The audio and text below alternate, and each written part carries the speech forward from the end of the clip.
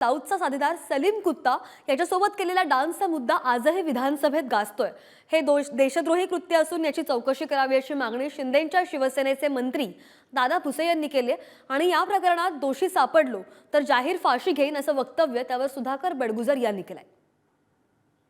सलीम कुत्ताच्या साठी नाशिक उबाठा शिवसेनेचं महानगर प्रमुख सुधाकर बडगुजर याने त्याच्या नाशिकच्या फार्म हाऊसवर सलीम कुत्ताच्या सन्मानार्थ पार्टी दिली।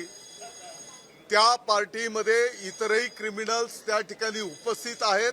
तर सुधाकर बडगुजरच्या माध्यमातून त्या सलीम कुत्ताला फायनान्स करण्यात आलेला आहे।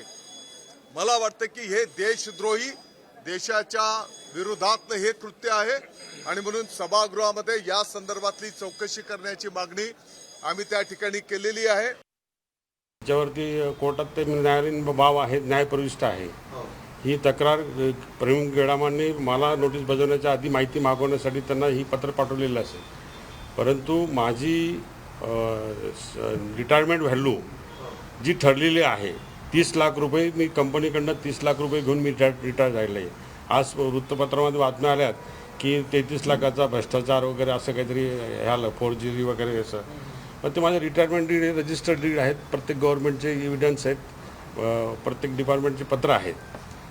जर हे निघालं, मी पुन्हा म्हटलो, जर हे जर फोर्जरी निघालं माझं डॉक्युमेंट्स, तर मी जाहीरपणे सुप्रिटेंडंटच्या कॅबिनमध्ये जाऊन गळफास घ्यायला तयार आहे।